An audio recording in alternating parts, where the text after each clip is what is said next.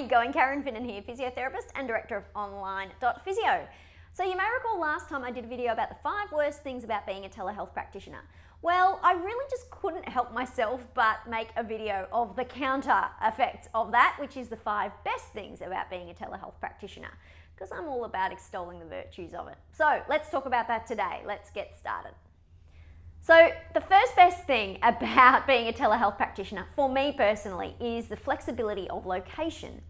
I have a husband who loves to get adventurous jobs in far off places. And so this way I'm not just resetting the button each time I move somewhere new. As long as I've got my laptop, I've got that continuity of practice that I can carry on with.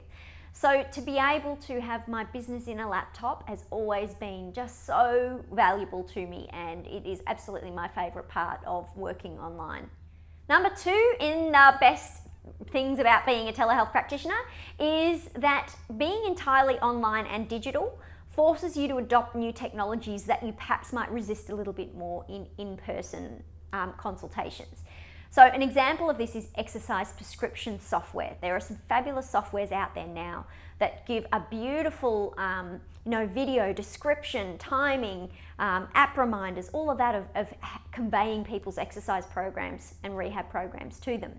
But when you're in a face-to-face clinic, it's just quicker and easier to grab that bit of paper and scribble some diagrams for the person, because it takes a touch more time to convey that online. Now, because we're entirely online, we can't pass that person a bit of paper. So we're forced to use the technologies and integrate them into what we're doing. And that's been of real value to us, and obviously real value to the patient as well. So being online forces us to use these technologies and integrate them more quickly.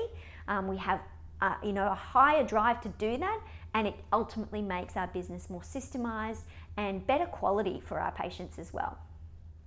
Okay, number 3 in the best things about being a telehealth practitioner. And I've talked about flexibility of location, but one really valuable thing for me is my flexibility of timings.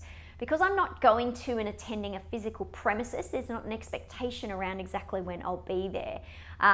So I can look at my week ahead, I can book in things that are perhaps more rigid in their timings, and I can fit consultations around that. And the beauty is that that usually suits patients as well, either in varying time zones or because early morning or evenings can be better for them around their workday as well. So rather than have a set schedule, my timings that I'm available for consults varies quite a lot, even week to week, depending what's on.